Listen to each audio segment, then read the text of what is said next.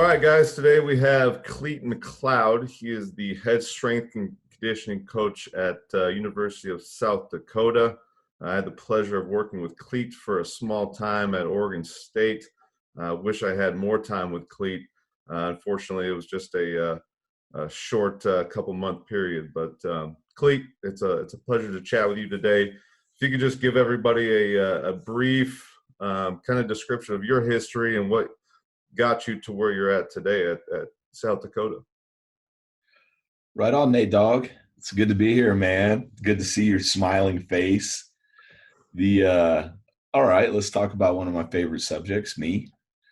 Where do you start? I don't know. I played just about every sport you could in high school. Was lousy at all of them. But the weight room became something that was very important to me. I did what most red-blooded Americans who didn't get a scholarship to play football would do. I just went off and joined the Army, jumped out of airplanes, did some cool stuff. That career, that part of my life ended, and I was kind of missing a team environment.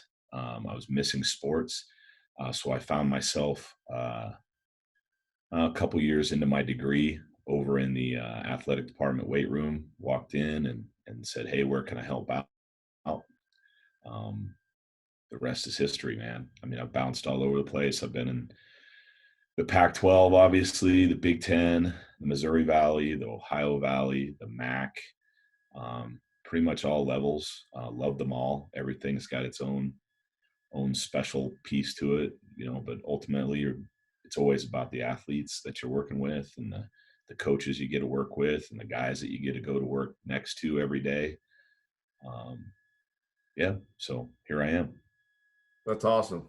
Now is it Nate? Because you're easily impressed. Yeah, I am. I mean, obviously, being a strength coach is not your normal 9 to 5. It's a lot of hours.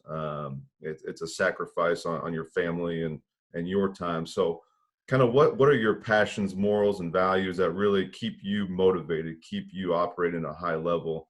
Because you've been doing this for a long time. What keeps you ticking, keeps you going? What keeps me going? I don't know. That's probably evolved over the years. Obviously I love being in a team setting. I love being involved with young people as they try to move forward and find themselves and grow and mature.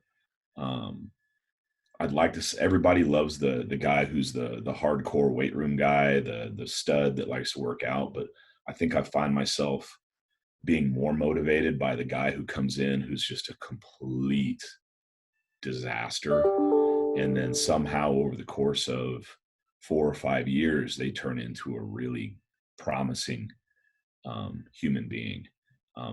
That right now is probably at this point in my career, that's the most exciting part about doing this, is just watching the evolution of somebody who didn't come in with a whole lot of positives and ends up being a damn fine person on the other end of it, if that makes sense. I've gotten to work with unbelievable athletes, like just whether it be world record holders or champions and all Americans and stuff like that. That stuff's all pretty cool. Yeah. But man, it's those people who make significant changes in who they are that really drive me every day. That's awesome. I definitely, just in terms of how you treated me while we were at Oregon State, being the low man on the totem pole, you're definitely a people purse type of person. You treat the person before the athlete. So that's something I always respected you about and cared about people's development. So definitely makes sense. That's kind of your driving factor just in terms of working with your athletes. I mean, you're impressed easily. You've kind of seen the whole spectrum at the college level, just in terms of Pac-12, Big Ten, also down at the FCS level. at the FCS level where you're at right now, what do you like about it? What do you like about the position you're in? Oh, that's a great question. I like this. This level right here, this football or and a lot of the other sports, it's just who I am. Like this is me. These athletes are me. I love that our like our women's basketball team. What an amazing team! Like mid-major destroyers. Um, Phenomenal year. It was awesome. you look at the football players that come here. Some of them are really good. Some of them really have to work at it. Um, I found that whenever I was at higher levels with a lot more of the lights and excitement, I don't know. That stuff doesn't really turn me on very much. I'm a work guy. I like the process way more than I like the results. Um, I'm somebody I probably hate losing a whole lot more than I love winning because when you work as hard as what our guys do, I just feel like winning is what you're supposed to do. So, this level it absolutely it's a metaphor for who I am. So I love it. It's I've been doing this a long time. It's not you know, it's enough money to where I can feel like I can make decisions based on, I don't have to, oh my gosh, how am I going to make ends meet? How is this going to happen?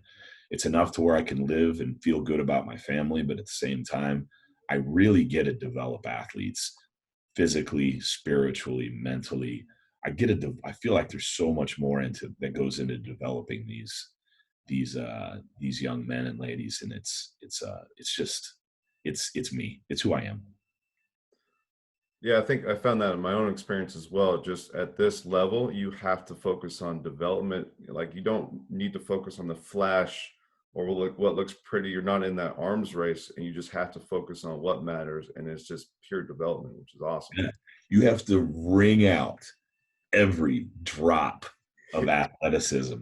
And when you can do that, when you can do, I mean, they can be world beaters. It's amazing. Like there's the fact that FCS teams on a regular basis every preseason are going out and beating your BCS schools. When those things happen, I'm just thrilled because I know what it took to do that. So it's great. It's good stuff, man. Yeah, and it seems like the athletes, they're a little bit more self-reliant. They don't have I guess, the tools and resources like some of the bigger schools, so they have to do these things on their own. So it just, I think they become more mature, more self-reliant, just in terms of that process. Do they, Nate? Are you sure about that? You Yeah, hope no, so. you're right. Yeah. You're right. They do. They don't. They do. They take a lot of responsibility in what they're doing, and it's great. And but you get that at all levels.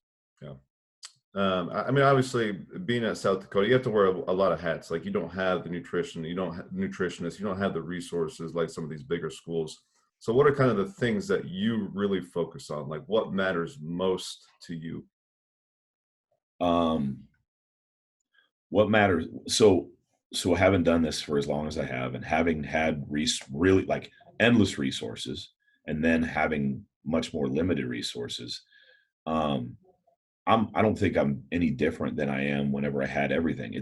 Everything is very, we try to keep things very simple, Yeah. very basic, when you do the really, really important things that are very fundamental, when you do those really, really well, then I think a lot of the other stuff just comes off of it. When you focus on, I tell my assistants all the time, it's like, I want you to be very, very detail oriented. I want you to be able to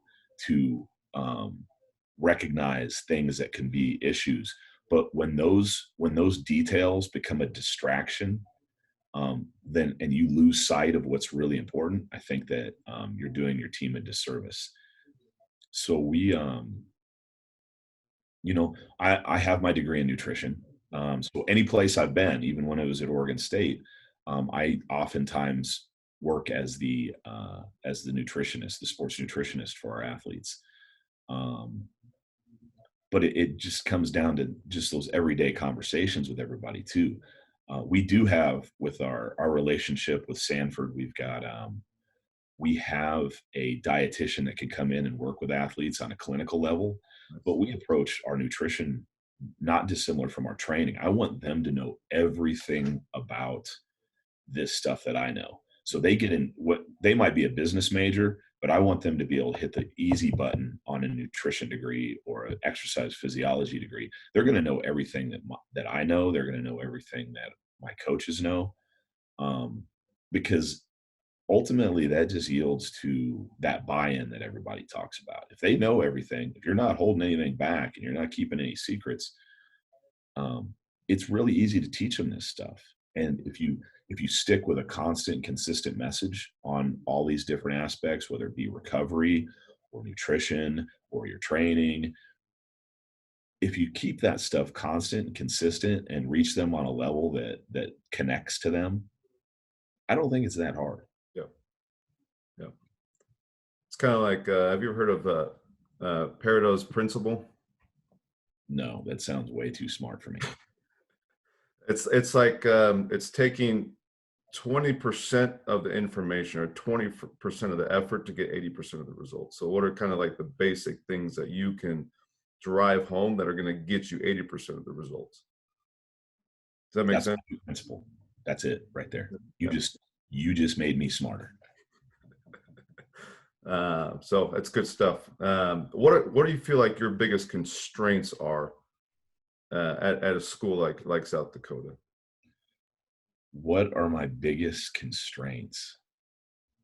Man, I'll be honest with you, dude. We've got a lot of pretty incredible resources here. We have a base of supporters that are as good as I've seen anywhere. I look out my window right now and I look at this weight room. It is the best weight room that I've worked in at any level, any place. Wow. Um,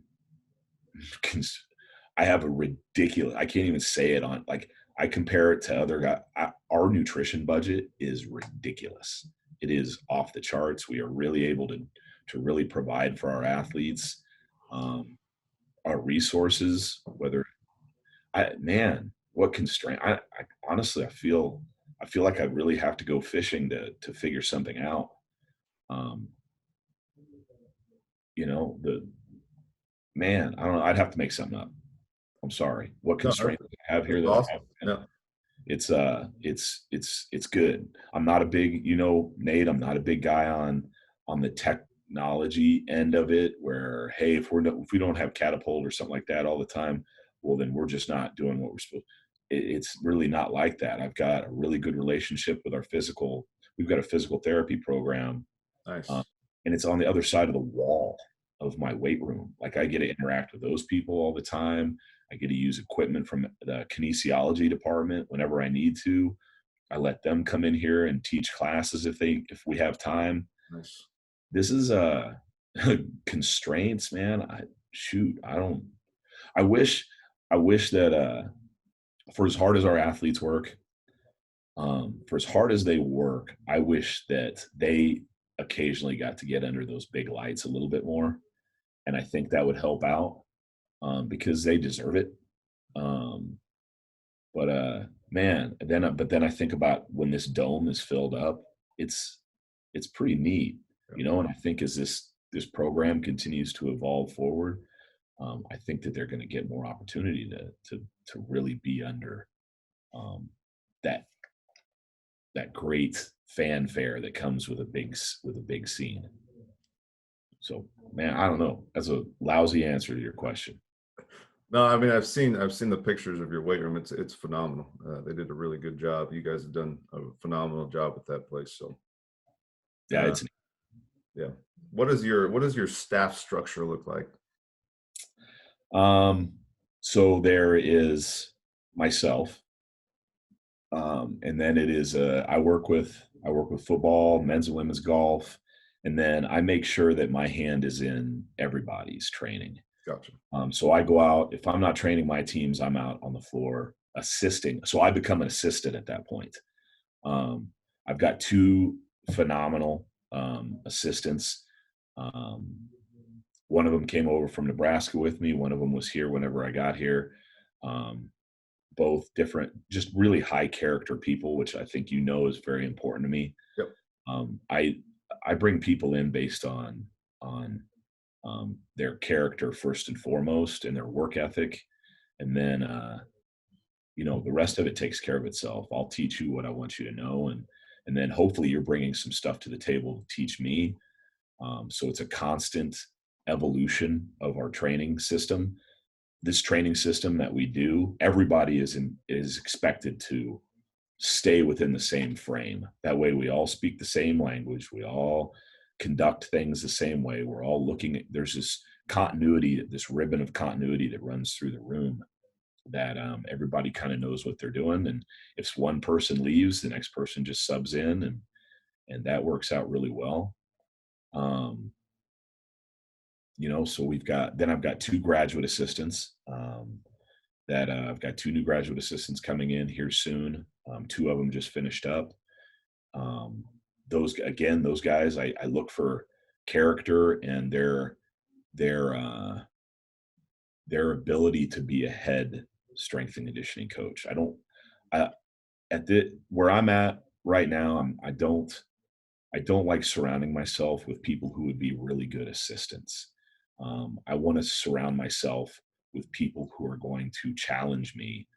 I want people who are going to be head strength and conditioning coaches, who have that character and that drive and that motivation, and I want them to argue with me. And granted, as I get a little bit older, I'm probably less open to arguing, but I enjoy it, because the system that we train under has been built by every single person who I've been blessed to work with.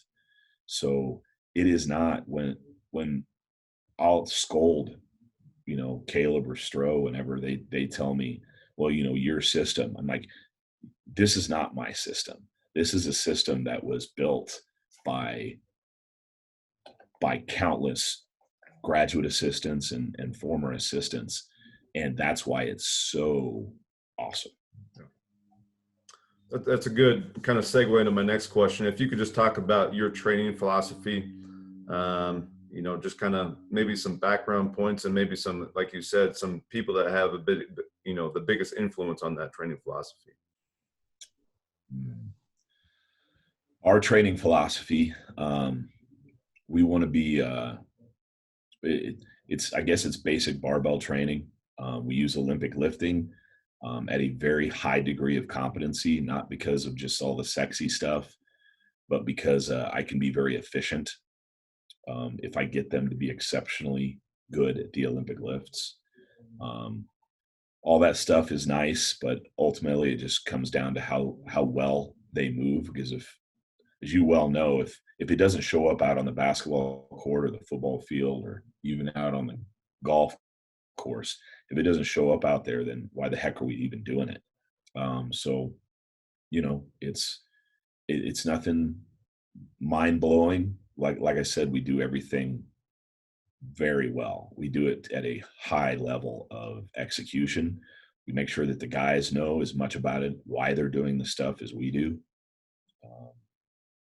So it's it makes it a whole lot easier. It takes now on the front end of it, whenever you first get in there and you're quote unquote flipping a program, yeah, there's a hell of a lot of work that goes into it. It's mentally just so fatiguing because you are constantly coaching and adjusting and managing and doing that.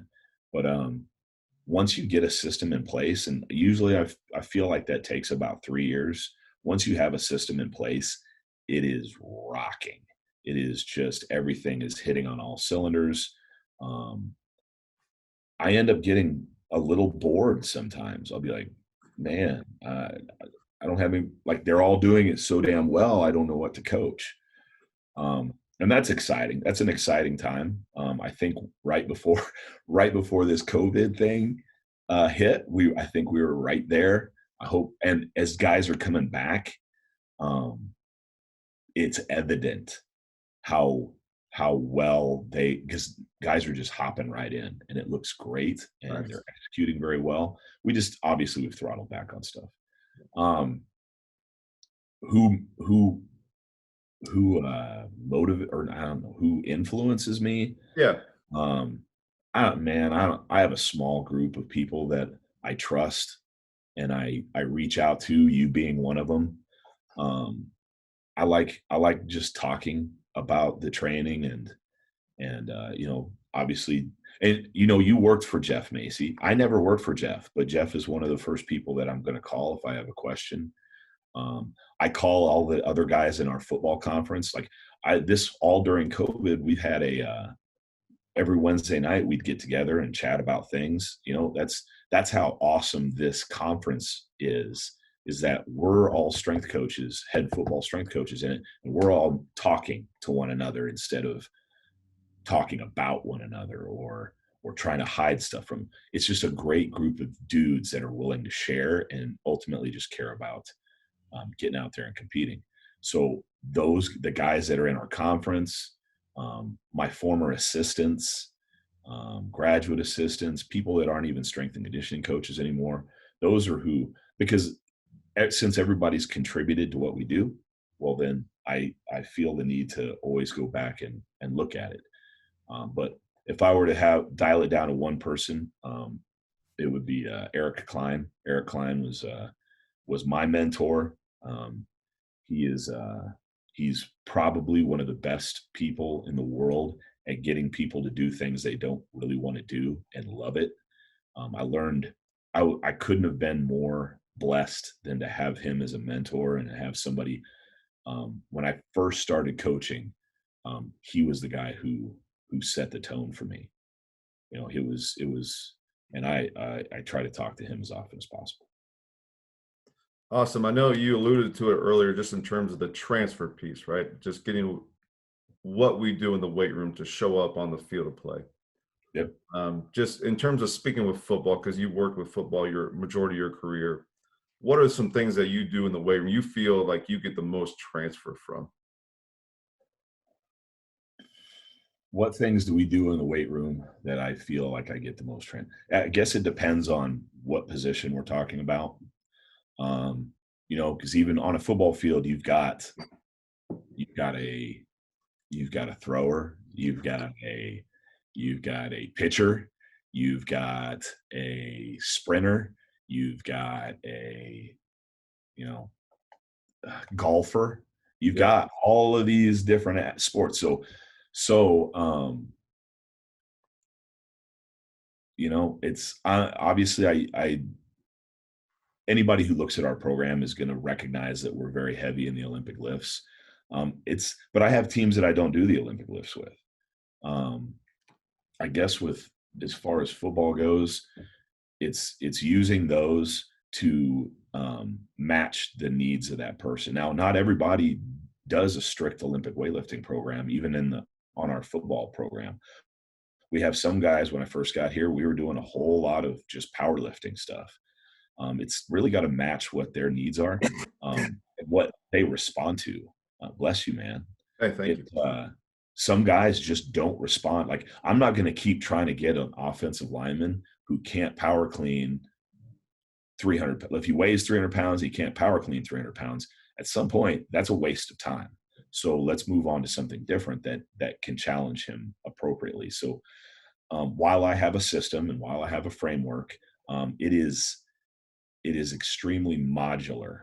And then I've walked in the powerlifting world long enough, and I've walked in the weightlifting world long enough, and ultimately spent enough time in just the movement area. Um, it's I can identify what the needs of that athlete are pretty well. Yeah. And then I want them to work in our system, because that makes everything a whole lot simpler. But when that system isn't working for that athlete, then it needs to be adjusted. And we have guys that are doing things that are quite a bit different than what the rest of their peers are doing. whether it be from injury or just how their body is made up.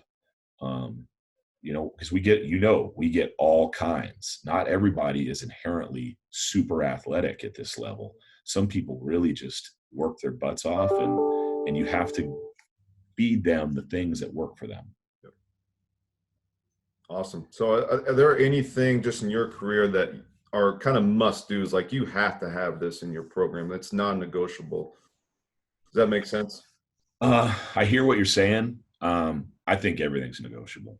I'm always learning. I expect people to come in and teach me. I have yet to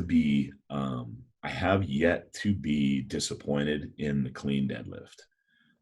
I feel like that is probably, everybody looks at it as being the king of strength exercises. And I'm not talking, with all due respect to powerlifting, I'm not talking about a powerlifting deadlift. I'm not talking about a sumo deadlift. I'm talking about a deadlift that feeds a clean.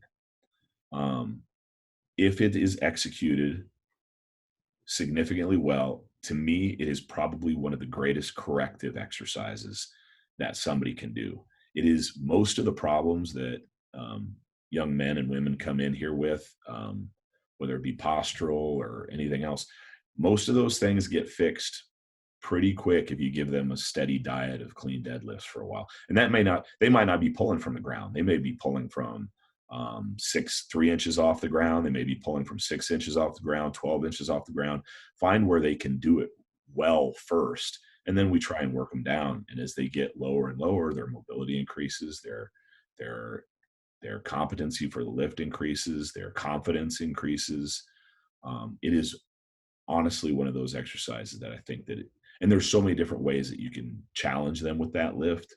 Once it turns into an Olympic lift, then you're really cooking with fire. But if I only had one exercise, it would probably be that. Awesome. I know you talked about the movement piece a little bit, and you've looked deeply into some of these movement systems. Now, is there one that you gravitated towards or you've pulled through or from the most? I have no idea what you're talking about. To me, man, movement is movement. Like quality movement is recognizable when you see it.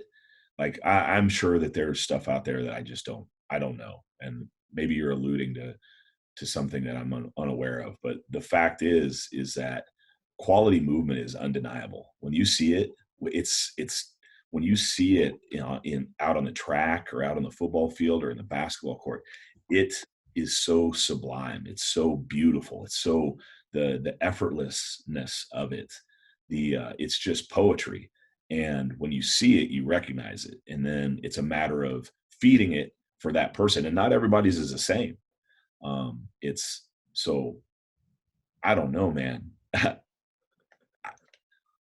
When I say I want to see, I want to when I talk about movement with our athletes, I want to take simple, fundamental, basic things and make sure that we are holding them to a standard of execution that really makes sure that it has transfer and carryover. So I'm a big fan. Bounding for speed is a huge thing, but you have to do it really well. It's being we don't do screening, functional movement screen, stuff like that. I think that's great. And I did it for a long time, but it came to a point was if you're going to do it, you should do it every single day. Yeah. And that's where we developed our bar complexes that we use for both of our warm-ups. And sometimes we use it for conditioning. Our bar complexes, if you really sat there and analyzed them, all I've done is taken the functional movement screens and just made them into a bar complex. So I get to do a diagnostic test of our athletes every single day before they even train. And then that's one of those things that I hammer home to my assistants as much as I can is if it's worth doing, you probably need to do it daily. And if you're not, then you really have to ask yourself, is it that important to what we're doing? So, yeah, you're going to see kind of the same things hammered. Now we'll challenge people in different ways. Sometimes we're doing wall drills. Sometimes we're doing mountain climbers. Sometimes we're doing high knee skips. Sometimes we're doing A skips. They're doing the same fundamental thing, just in different ways. Um, so yeah, I don't know. I don't know if that answers your question at all. Totally. Yeah, no, it's awesome. In your process in dealing with coaches, like what tools, kind of what methods have you used to help build that relationship and close that gap? With my coaches, Yeah, sport coaches. So yeah. yeah. Ooh, you know, I've worked with some doozies. Oh, you have. Um, Man, honesty, transparency are the greatest tools. Um, I always keep, I always recognize, I always go into a situation, if it's a difficult situation, recognizing that as much as I believe in something, it's ultimately that sport coach's team. And I am their assistant and I am there to help them out. Now, if I recognize that this really is something that's in the best interest of the athletes and in the best interest of the team and ultimately in the best interest of the coach, I'm going to continue to try to lobby for the things that I believe in. But I'm going to figure out a way to do the things that they want, without compromising the integrity of the training. And then I'm going to try to maybe work in the things that I know that we need to do that they may not be on board with yet. So that might sound deceptive, and maybe it is. But if I know in my heart that I'm doing it, it's in the best interest of everybody, then I'm going to try and do that. But I'm pretty blessed with the people I've worked with. Even the most difficult coaches that I've worked with, I felt like we respected one another and we got along, and they knew that ultimately I cared incredibly about their athletes. That's never been brought into question. So that helps. That helps a great deal. Just looking at the industry as a whole, is there's something that we could do better? Like, do you feel like we've missed the mark as an industry? You feel like there's an area we could get better at, or a direction that we need to go in the future? That is an interesting question for somebody in my position. Nate, I don't really, I don't really like strength coaches very much. I don't hang out with a lot of strength coaches. I don't, it's not a, I don't know what we're not doing right other than being just genuine people. Everybody says that they care, and I don't doubt that. And everybody says that they're doing this for this reason or that, and I don't doubt that. I feel like, and this is a conversation I have with a good friend of mine, Brett Bartholomew.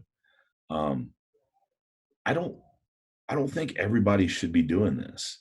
Like like he's doing a fantastic job, and I think the industry is doing a really good job of saying, "Hey, here's how." Sending this message that maybe you can have it all. Hey, you should be able to be paid this much, and hey, you should be able to have your family, and hey, you should be able to do this. I'm here to say maybe you shouldn't. Maybe you shouldn't be doing this. Maybe you can't have everything. Maybe if this is really this thing, maybe having 6 kids is really important to you.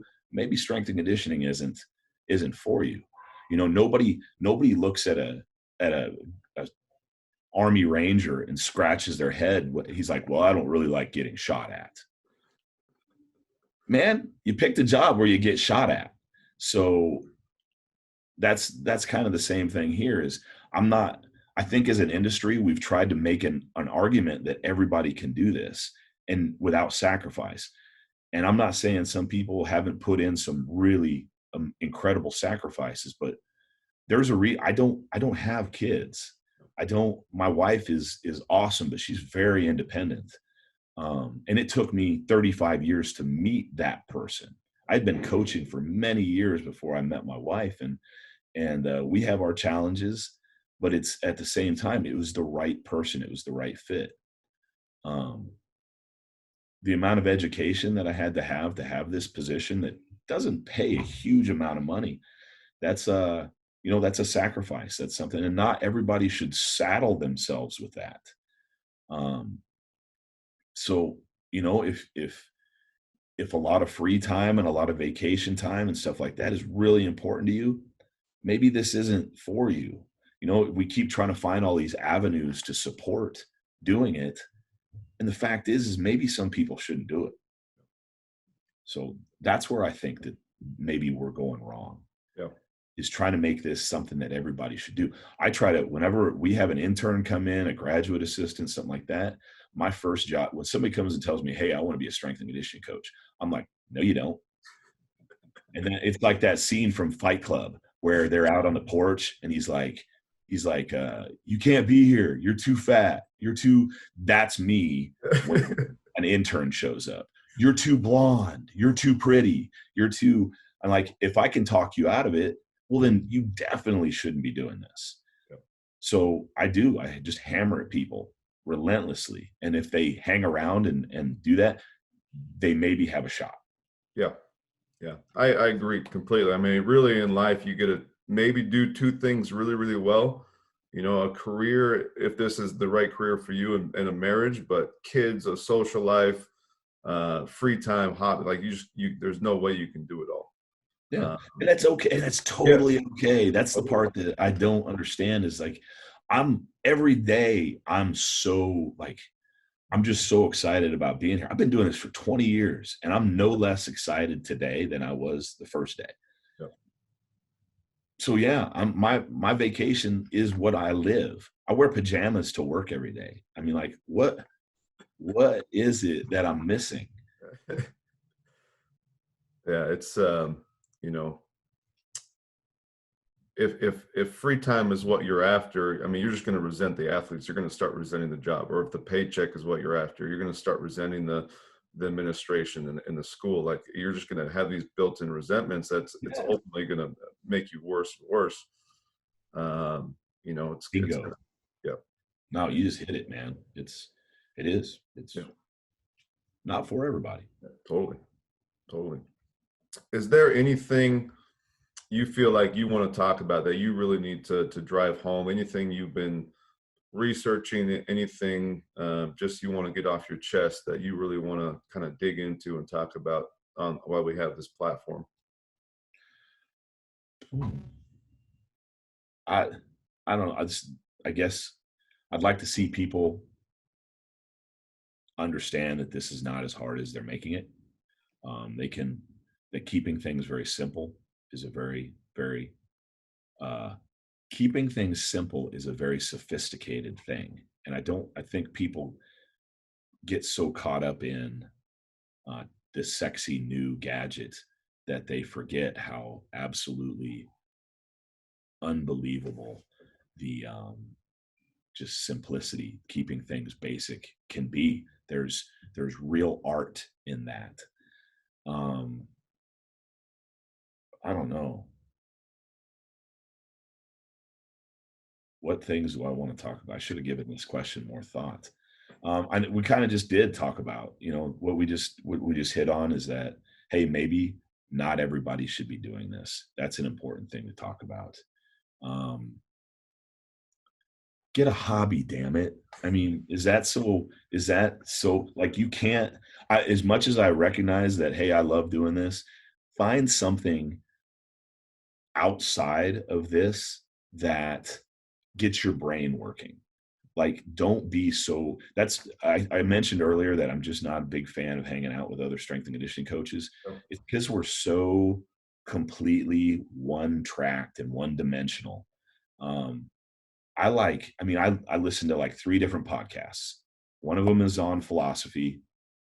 One of them is on precision rifle. Like anybody who knows me knows I'm a junkie about shooting long distance. And I've learned so much from that sport that makes me look at what I do here differently, that it is an invaluable tool in me being a better strength and conditioning coach. And that sounds crazy. I'm sure people are like, how in the hell does that have those things? It just makes your brain work better. Yep. To have something that is different. And then, like I listen to Brett's podcast. It's good stuff. Conscious coaching, is that Yeah, Art of Coaching. art of coaching? That his book was Conscious Coaching. Right. Yeah, no, because I think we just think similarly. It's nice to hear. It's nice to hear, but it's a lot about not just the training part of it, but just interacting with other people. So that's important to me, interacting with people. My hobby is really important to me. And then philosophy, the Stoics and stuff. I like listening to that stuff. That sounds a little dry to some people, but it's how you interact with people and how you approach your every single day, and what is good. Because I don't have time to listen to all these other podcasts. I'd love to. I'd love to listen to this podcast more. I listened to yours. It was awesome. It was a really good interview. I should listen to it more. But there's so much stuff out there and so much content. I don't want it to be a distraction for what I'm doing in there, which is my laboratory. Everything that we do happens in the lab in there. And whether it be how we develop our athletes or how we develop our coaches or how we develop ourselves, so much of it happens out there on the weightlifting floor, or out on the field. It's invest in that, and you'd be surprised how much you'll get out of that as opposed to trying to get every certification and every single thing that you have to. Yep. Yeah, I couldn't agree more. Just in terms of people in our industry, seems like it's just so reps and sets and periodization focused. Like we lack this depth. Yeah. I Nobody does that better than me. I'm the best at the sets and the reps and the exercise and stuff like that. And I recognize that that's such a tiny, tiny little part of this, such a small piece. And again, like my mentor, Eric Klein, he taught me very early that it was more about how you can get people to do the stuff that they need to do and get them bought into it. That's what really matters. That's where you get real results. Yeah, no question. Just last couple questions here, Clete. Just in terms of recovery, I know it's a big topic. What are some areas that you really focus on to get just that most bang for your buck out of the recovery process? Man, there's good stuff out there, and I've swung back and forth over the course of my career. I don't think that you can out train bad sleep, and I don't think that you can out supplement bad nutrition. So we can talk about the latest technology and all these different things and all these recovery modalities and all of this. And if you're not getting your athletes to fix the behaviors that are ultimately setting them back, you're going for the top of the tree fruit. The easy, big, giant, delicious stuff is right down there on the ground, right there at eye level. Educate them and get them to understand and appreciate how important sleep is. Get them to understand and appreciate how much their behavior of eating is takes into this. And you don't have to. I don't want to come off as being contrary. I'm just saying you don't have to spend as much time on a lot of that other stuff if you can get those two things hammered down. What have you found? Answer for you. Yeah. What have you found just in terms of your education process with your athletes? What have worked well just from working with them and trying to get them bought into sleep and nutrition? It is evolved. That is evolved as much as over 20 years of coaching athletes. 20 years ago, I was just like, do this. And they're like, and then maybe 10, 15 years ago, it was why? Yep. And I'm like, oh, I better have an answer for them. And then within the last 5 years, it's not just why, but it's like, I can't approach them on just one platform. We approach them on countless different platforms, whether it be Team Builder or our relationship with Precision Nutrition or our social media or our constant and consistent coaching. Um, like we spend a little bit of time most training sessions talking a little bit of like one tiny small little manageable bite-sized piece of information about eating and stuff like that. We keep everything very snack sized in terms of metaphorically speaking, Yep. very snack sized, but constant, a stream of information all the time. Because that's how these young people learn is what I'm figuring out is it can't be just, hey, I just gave them a presentation and damn, that was a good presentation. You lost them 5 minutes into it. If it's much more than a couple minutes, good luck. Yep. So it's just be constant, consistent, hit them on as many different levels as possible, and then make sure that they're interact. Don't just give them information, make them interact with that information. That's something that I'm learning to do more, using apps and stuff like that, where they actually have to be engaged and interact with the information that we're putting out there for them. Yeah. I think another piece to that is also educating the coaches on how important both of those are, because there's only one of us. We only see them once a day, but the more people are driving that message home, how important sleep are, how important nutrition are, that it's all encompassing within your program. When the coaches take them out to eat, that's at the forefront. That how they set up their program, that they're getting that sleep is important, right? And just in terms of how they're setting up their schedule, I think you can solve more problems that way. Preach, brother. Preach. Yeah, I hear you. Yeah, you turned out to be a pretty good coach, man. Hey, thanks to you, man. I appreciate it, Clete.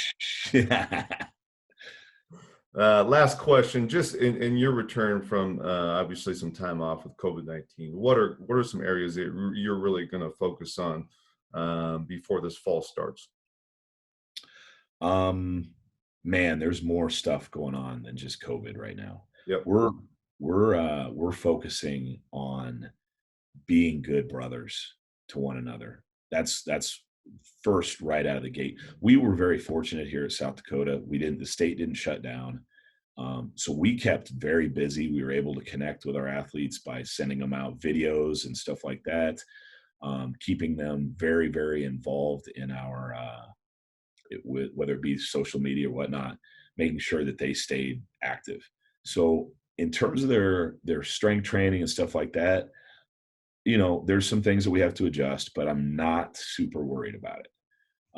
What I am worried about is these guys have been in isolation for a long time, and they need to get back to interacting with the person across the locker, whatever, the hallway from them, and making sure that they're connecting and they're communicating. And some guys are hurting really bad right now, and we need to make sure that those guys are loved up, and that we understand that they understand that we're there for them and we're listening, and that we can help out. From a physical standpoint, it's we've been training. We got a chance to train this week. We have most of the football back. It's just evaluating right now. Our warm-ups and stuff like that are significantly longer. But guys are, it's like we're doing warm-up 3 times as long as what we had normally done. And the guys who probably didn't do a whole lot while they were home, it shows. Yeah. But I mean, I think everybody's just very encouraging and helping one another out. Nobody's getting too discouraged. We're spending, I guess, from a training standpoint, we're spending a lot of time in the grass right now. I don't want to put guys on turf. So you look at what some of the issues were after the lockout with the NFL. Guys were coming back with ankle and groin and hamstring and foot problems and stuff like that. To me, you put people in the grass a lot more, especially no offense to our grounds crew, but we've got some area around here that's pretty, it's a little, what's the word I'm looking for? Rustic. So we get out there and we challenge them at least twice a week right now in the grass. We're doing some of our higher level stuff, our change of direction, stuff like that. We're doing that on the turf. But any of our tempo runs, things like that, we're trying to get them in the grass. We're trying to get them to spend some time without their shoes on. Right now, I want them outside as much as possible. Like our training session in the weight room is only about an hour, but we're spending probably a little bit more time outside. So I want to get them acclimated because they've been cooped up for a lot. I want to get them moving. I want to get them moving well. I want to challenge their ankles, their knees, hips, groin, low back. All that stuff is going to start firing up here soon. And then just watch and listen and just constantly evaluate and know when to back down. Like we hopped in pretty hardcore right out of the gate. And so far so good. But we recognize that, not dissimilar from when they come back from a break, some guys are going to hit a wall pretty hard.